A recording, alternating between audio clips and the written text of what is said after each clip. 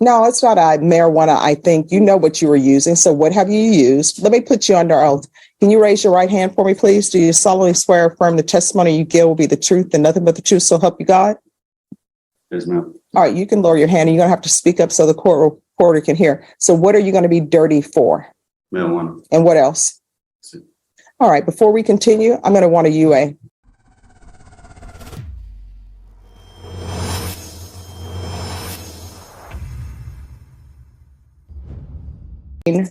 2022 CR 6828, State of Texas versus Alonzo Taylor. Can I have parties announced for the record for the state? Jason Deerhead, Your Honor. For the defense? Greg Gameray for the defense. We are here for, Gameray. could you spell your last name for the court reporter, please? Yes, DES is in Sam, MARAIS is in Sam. Thank you. Sorry about the S. So we're here for sentencing today. You entered a plea on March 29th of no contest, and you applied for deferred adjudication. According to the plea bargaining agreement, punishments be assessed at a cap of 5 years, and the state is silent on your application. All right, have both parties had a chance to review the PSI report? Yes, Your Honor. Yes, Your Honor. Any objections to the PSI report? No objections, Your Honor. All right, defense. Your Honor, I'd like to say a few words and then call Alonzo and his mother up if that's possible. Yes. Okay. So the first thing, Judge, as you go through this PSI, the thing that sticks out is criminal history, obviously. This young man just turned 20, April 8th. And as we just talked out there, I'm saying you're the perfect candidate for probation because of this. You're at a crossroads. Your life is going to be defined by what you do from now on. You've already made this thing as since a 12-year-old, if you go back with those ages. He does have certificates for construction that he can work. He does have a job. He does not have any dependents. I've talked to him about his alcohol and drug use, and he's saying that is not happening. All right, if you drug tested today, what are the results going to be? Kind of dirty. Okay. All right. Kind of dirty. He said kind of dirty. Dirty for what? Marijuana, I think. No, it's not marijuana. I think you know what you were using. So what have you used? Let me put you under oath. Can you raise your right hand for me, please? Do you solemnly swear or affirm the testimony you give will be the truth and nothing but the truth, so help you God? Yes, ma'am. All right, you can lower your hand and you're going to have to speak up so the court reporter can hear. So what are you going to be dirty for? Marijuana. And what else? All right, before we continue, I'm going to want a UA. Yes, Judge. All right.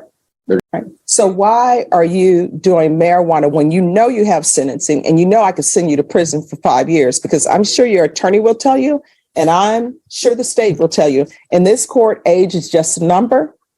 I'm not going to treat you like a child because you're not a child. You're in adult court. I don't know why people want to use some drugs before they come to court and then try to throw themselves on the mercy of the court. State is silent, but you're here for a serious offense where you could end up going to prison for 5 years. And I will tell you this, if you end up going to prison for 5 years, it's not your mom's fault. It's not your attorney's fault, because I'm sure your attorney probably already told you that I always, well, not always, but usually ask for a drug test. And all you had to do was come into court clean today.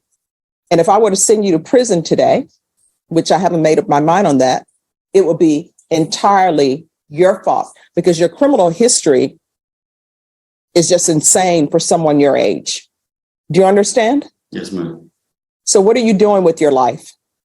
Well, I'm not going to say that, in the past that, there was a regret, because jail kind of did help me out, I had problems to help me. Oh, wait, let's do this. Let's stop saying after every sentence. I want you to concentrate and try not to say A lot of people come before me and they say, it's like this and like that. Okay. Your attorney is also a teacher, as am I. And I will tell you, he does not like his children saying, it's like. So let's try not to have that when we speak. Okay. All right. Go ahead. Well, I went to school for, construction. It's always been like, type of dream job, I mean, Sorry, it's just how. It's Can I kinda ask him a like, few questions, Your Honor? No, I want to, Okay. You I want to hear him. well, I went to construction for about 3 years the school for construction, I got my ACCR, my You know? OSHA.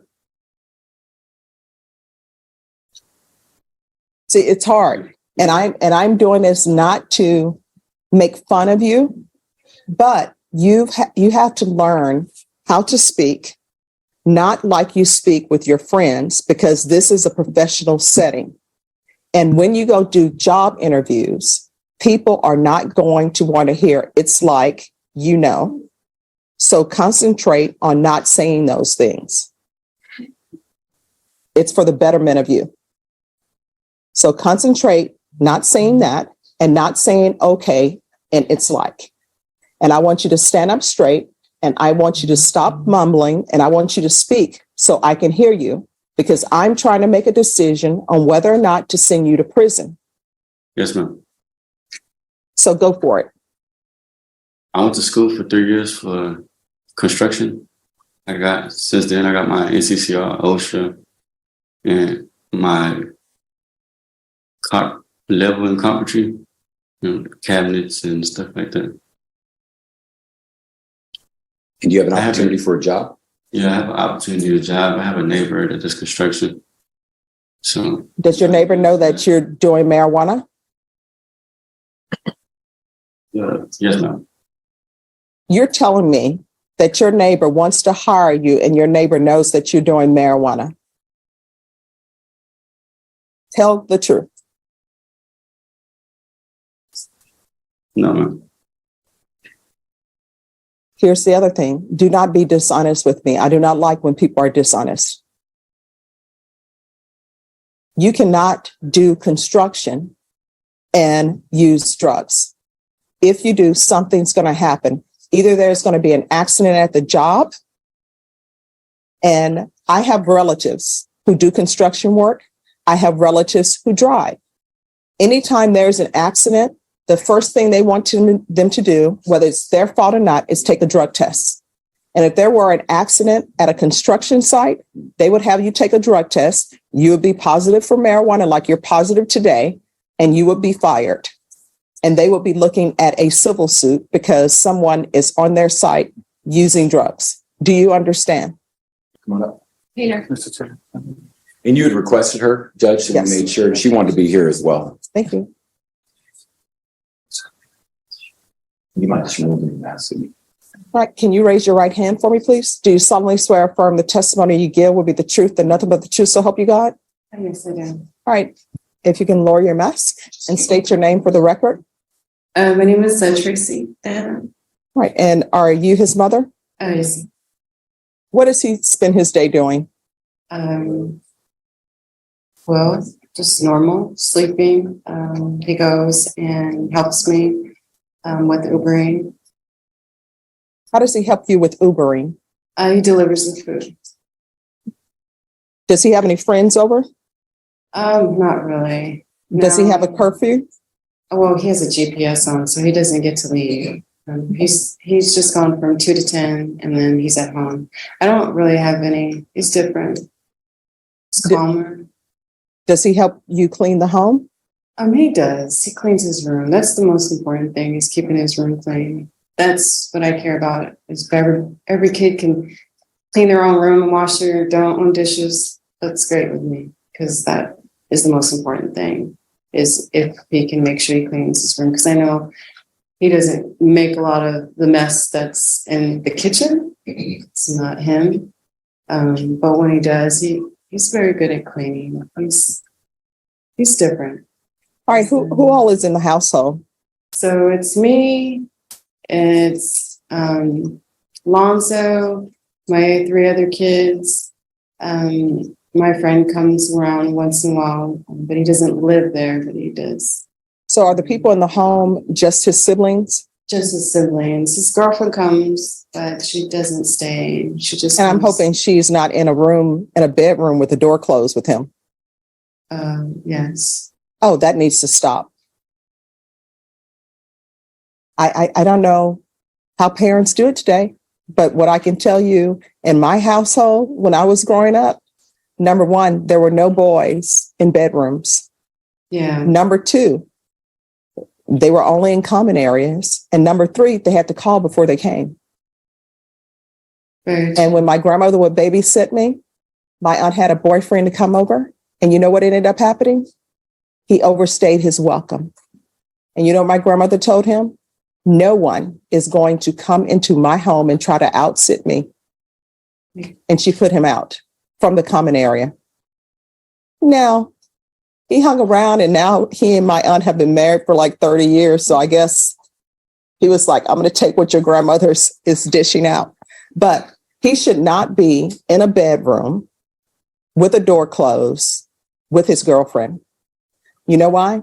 Because one, he's not ready to have a child because he's using marijuana. He has all this criminal history. And any mother who would allow a girlfriend to see someone with the baggage he has when he doesn't have his life in order, I question that mother. And he may end up improving his life, but the way his life stands right now, it's chaos. It's chaos with the GPS. It's chaos because he's looking at 5 years prison, and you have some girl coming over in his bedroom with the door closed. That equals possibility of children. And are you ready to be a grandmother from him? No, they both take care of themselves to the point where they are. No, they don't. They're young. And young children tend to do dumb things, whether they have been raised by Mary Poppins or not. They still do dumb things. And I'm just going to be honest with you, right? I don't understand how parents allow children who are not married to come into their home and treat their home, as my grandmother used to say, like a hotel motel. That should not be happening. And you know why? Because it sets a bad example for his siblings. And then your home becomes a hotel motel. The only difference is they don't have to pay for it. Very true. So that needs to stop. Do you understand? Yes, I understand. All right. Thank you. Thank you. Thank you. All right. Here is your choice. I can give you deferred adjudication. If I give you deferred adjudication, if you are revoked, you're going to be looking at 10 years in prison. Or I can send you to prison for 2 years and you will be done. Which would you prefer? Marijuana over having a better shot at not going to prison. And I'm going to want a TAP evaluation. Oh, that is true. What are they recommending?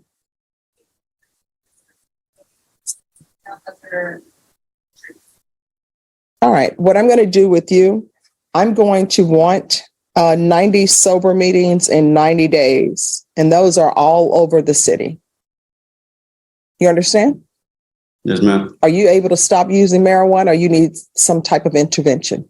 I'll be able to stop. All right. Probation. Is there anything else? Is there anything else you need from the court in order to be successful?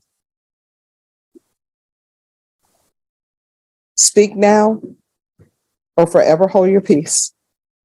I'm concerned about the job. You know, it's kind of my dream job. And No, wear long pants. And I've said it. I'm going to say it again. And maybe the marijuana is clouding your mind, but this is what I'm telling you. All right, here's the thing. I understand what you're saying. I'm internalizing it, but I want you to understand something. He needs structure. He doesn't have structure. And I am not trying to question your parenting skills, but this is what I see. Parents are trying to be friends with their children. They're acting like their friends, their children are their friends in adults. You're not technically an adult. You know why?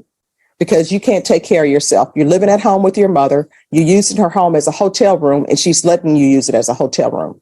You've been having issues since you've been a juvenile. We got the resisting arrest and search, criminal trespass, criminal mischief, unauthorized use of a vehicle, failure to identify, another resisting arrest, search and transport. I'm ignoring that because that was taken into taken in consideration. And then you've been to TYC before. And you know what that tells me? That tells me a little bit that one, you need structure. And mom, you are not his friend, you are his parent. And you need to start laying down the law, because otherwise he's going to end up in prison. And if you violate the conditions that I've set for you, what's going to end up happening is you could be looking at 10 years in prison.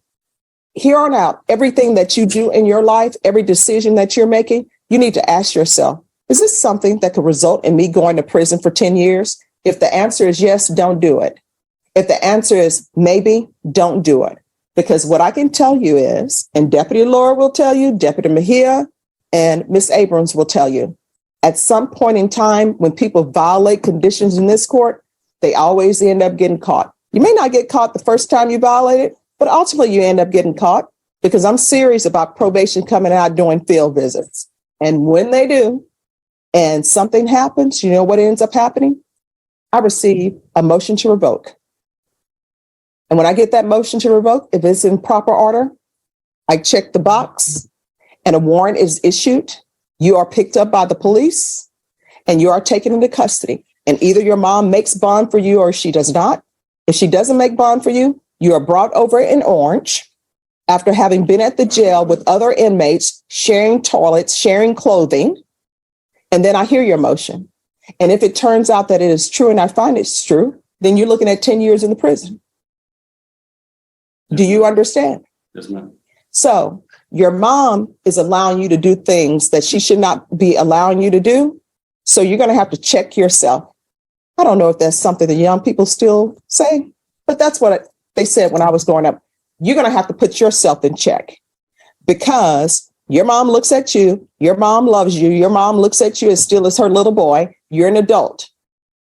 So if you love your mom, you're going to have to start doing things appropriately so your mom doesn't have to come to court begging you and not seeing the fact that she has a son who came to court for sentencing and you're using marijuana. And you're probably using it in her house in the form of candy bars or whatever. And you're in the back room with your girlfriend having sex or whatever. And you're going to end up, if you continue on that vein, you guys are going to forget something. And you're going to end up bringing a grandchild into this world for her, and she's going to end up caring for it. And that grandchild is going to be stuck with the father who has all this history, who doesn't have their life in order. Do you understand? Yes, ma'am. All right. So probation will go over conditions with you. Thank you, Judge. With the excuse. Yes.